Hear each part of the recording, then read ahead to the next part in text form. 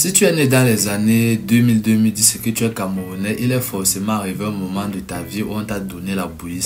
La bouillie, quand tu étais petit, c'était un peu comme une prescription médicale, mon frère. Tu pars à la messe, on te donne la bouillie tanti. Tu pars à l'école, on te donne la bouillie tanti. Même les matins de Noël, avant de manger les bonnes choses de midi 14h pour les autres là, le matin là, tu dois boire la bouillie tanti, mon frère. Moi, je faisais déjà les cauchemars à cause de la bouillie là. Le fait est que cette bouillie est devenue dans les années 2000 un incontournable dans les foyers camerounais. À l'époque et même maintenant, Tanti est et reste le premier concurrent de Nestlé en termes de producteurs de céréales pour bébés, pour enfants et pour adultes. Un succès qui n'est pas venu par hasard car son PDG, le docteur Thierry Niamen, a commencé en vendant sa marque lui-même au marché central de Yaoundé comme un vulgaire vendeur ambulant. C'est à force d'abnégation et d'une intelligence marketing exceptionnelle qu'il a réussi à monter sa marque. Dans cette vidéo, nous allons voir quelles sont les trouvailles géniales ainsi que le parcours qui a permis à cet homme de passer de vendeur de rissos d'arachide à une fortune estimée à plusieurs centaines de millions de francs CFA.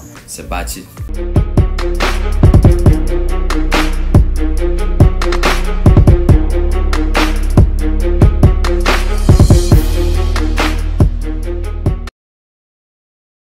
Thierry Niamen est un Camerounais originaire de l'Ouest Cameroun. Il fait principalement ses études à Bafoussam jusqu'à obtenir un baccalauréat scientifique en 1989 au lycée classique de Bafoussam. Ce qui était bien à l'époque, c'est que lorsque tu étais quand même un bon élève assidu, on pouvait t'octroyer une bourse pour continuer tes études à l'étranger, ce qui n'est plus trop le cas maintenant. Et le jeune Thierry faisait partie de ces bons élèves-là. Il a donc réussi à bénéficier d'une bourse pour aller continuer ses études supérieures en Ukraine et là-bas, il intègre l'université technique d'état agricole de Kharkov où après des années d'études il sort en tant que docteur en technique de mécanisation agricole et ce en tant que major de sa promotion. Ça applaudit vraiment. Pour la soutenance de sa thèse de doctorat, Thierry avait fabriqué une machine révolutionnaire capable de transformer l'arachide en poudre et en huile dont ça séparait les deux éléments. Le succès de sa machine était tel qu'il était régulièrement invité à la télévision ukrainienne pour présenter sa machine, ce qui lui a valu plusieurs prix et récompenses de leur part. C'est une petite célébrité.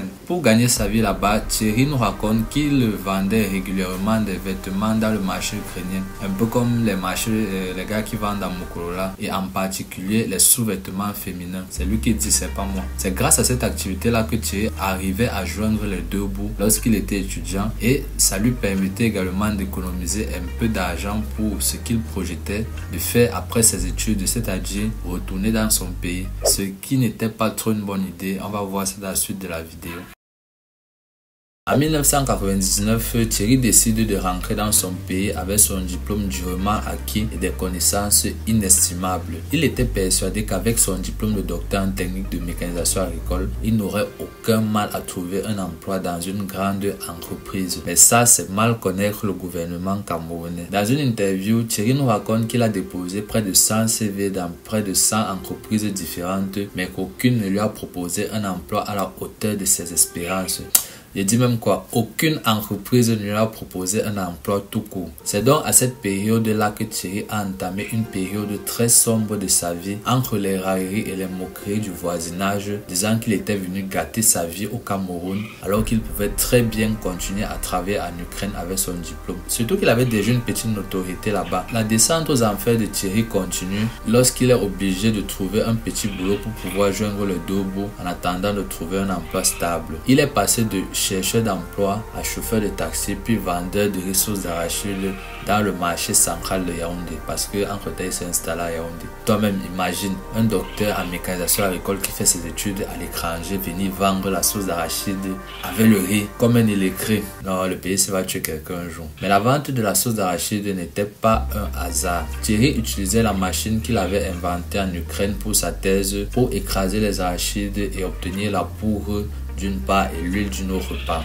Il avait également l'habitude de proposer sa poudre aux mères qui voulaient préparer la sauce d'arachide dans leur foyer. Mais celle-ci était un peu sceptique et ne pensait pas qu'on pouvait griller la poudre d'arachide et l'écraser et obtenir la pâte habituelle là. Ils étaient habitués avec les grains d'arachide même pour la préparation. Thierry s'était déjà mis dans la tête que la recherche d'un emploi n'aboutirait à rien. Donc, s'il arrivait à vendre sa poudre d'arachide dans un packaging approprié à un grand nombre de personnes, il pourrait pourrait véritablement se lancer dans l'entrepreneuriat. Mais les consommateurs n'adhéraient pas à son produit qui, malgré le fait qu'il était de meilleure qualité, était inconnu pour l'époque, d'où la méfiance des consommateurs. Thierry prit donc une décision qui allait changer tout le reste de son parcours entrepreneurial. Plutôt que de proposer aux Camerounais un produit qu'ils ne connaissent pas, pourquoi ne pas leur proposer quelque chose qu'ils ont l'habitude de manger? Qu'est-ce que les Camerounais ont l'habitude de manger chaque matin et qui est accessible au niveau du prix? Le pain? Non. Le lait? Pas toujours. Le sucre, c'est dur à faire. La bouillie. Va pour la bouillie. Thierry décide de produire sa recette, d'y ajouter du maïs et du soja pour obtenir une poudre concentrée qui se mélangera dans de l'eau chaude pour devenir de la bouillie. Et c'est comme ça que la bouillie Tanti voit le jour. Je ne sais pas si on peut appeler une entreprise où le seul employé c'est le patron et que celui-ci vend ses produits dans sa voiture en parcourant la ville.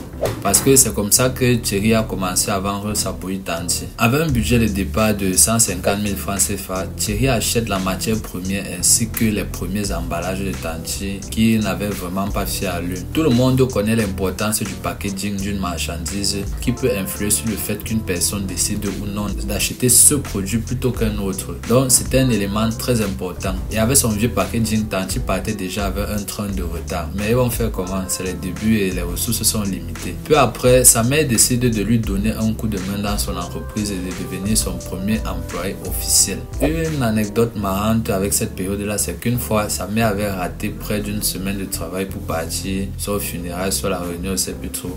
Et dès qu'elle est rentrée, le gars lui a donné 2 semaines de mise à pied.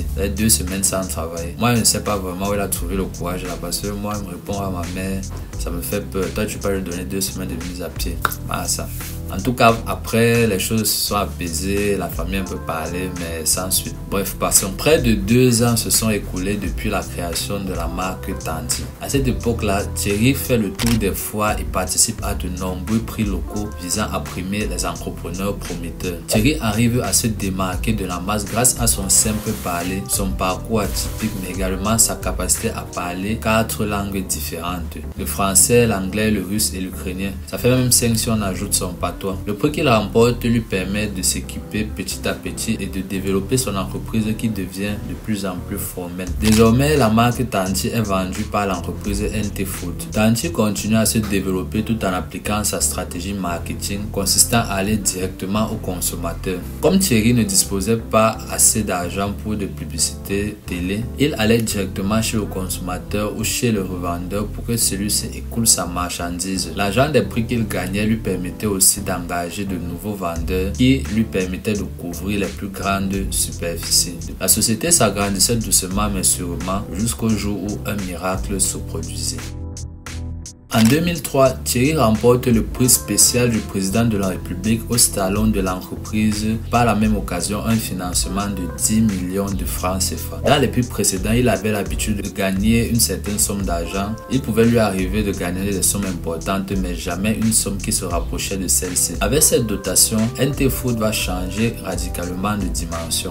Nouveau local, nouveau matériel et surtout nouveau packaging. De nouvelles enseignes vont également commencer à mettre ses produits en valeur du fait de sa nouvelle notoriété. Tanti, qui était autrefois enfoui loin dans les articles, avait maintenant son propre espace dans toutes les grandes surfaces. L'entreprise procède également à une importante diversification. Elle ne se contente plus seulement de vendre des bouillies infantiles. Elle propose d'ores et déjà des aliments dits de grignotage comme les arachides, le caramel ou encore les peanuts. Cette diversification et augmentation de la production a eu pour conséquence d'augmenter de manière considérable le nombre de clients sur le plan national mais également dans les pays de la sous-région d'Afrique centrale. Aujourd'hui, Tanti fait un chiffre d'affaires de plusieurs centaines de millions par an. J'ai même lu dans un article qu'on parle de près de 400 millions de francs CFA par an, mais prendre ça avec des pincettes car on ne connaît pas vraiment ce qu'il y a dans leur caisse. Un élément très important que j'ai survolé dans cette vidéo, c'est la stratégie commerciale de Thierry Niamey. Quand il venait de commencer, Thierry ne pouvait pas se payer de publicité, je te l'ai dit plus tôt. Il ne pouvait même pas payer des affiches publicitaires, il avait payé combien d'eux? Sa stratégie commerciale était donc d'aller directement vers le consommateur. Et même quand l'entreprise a été rentable, Thierry a continué à appliquer cette stratégie. C'est pour ça que même maintenant, tu ne peux pas avoir une seule publicité de Tantu à la télé.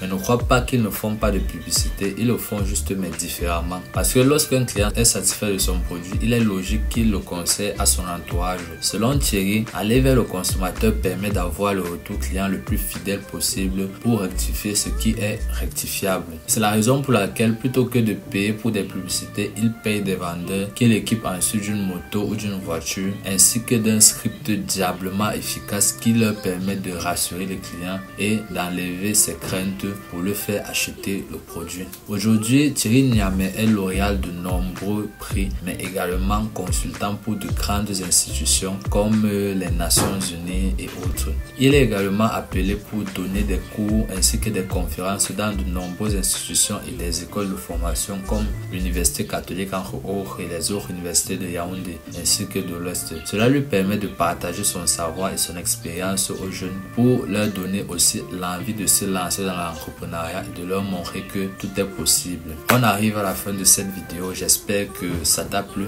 Dis-moi ce que tu en penses dans les commentaires, abonne-toi à la chaîne, active la cloche de notification. C'était Afana Darius de la chaîne Agribert, je te dis à la prochaine.